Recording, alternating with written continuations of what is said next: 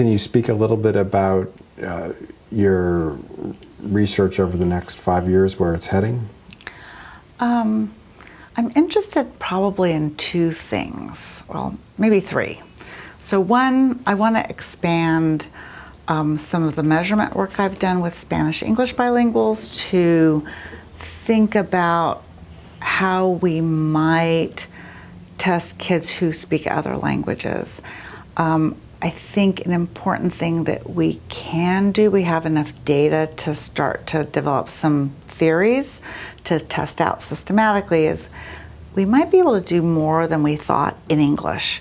We might need to do different kinds of things, so it's not just about renorming a test, but rather thinking about what markers would be good indicators of impairment for a child at different levels of English language acquisition.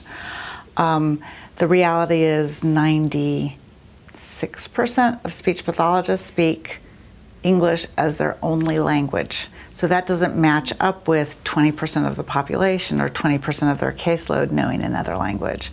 So they need some tools that they can use in English that's going to help them. So that's one area. The other area, I think I want to focus more and more on intervention. So now that we have these kids identified, what do we do? And how can we maximize transfer between two languages? And how can we integrate our services? Something I'm always concerned about is kids who have speech and language problems often have reading difficulties or math difficulties, and every specialist comes in and pulls them out. How can we deliver services that are going to be more efficient and integrated across these different domains? And I think that's a great reason to be in a school of ed, because there's people who think about, their different areas as well. But I think we need to think about services that are more efficient.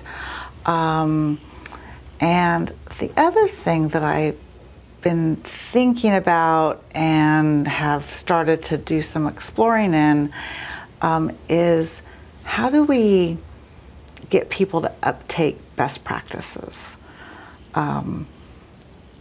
In the bilingual area, there aren't very many people who speak other languages, but there's people with a lot of knowledge, but they don't necessarily know how to implement that knowledge. And so how do you bring them along to use those best practices in the settings that they're in?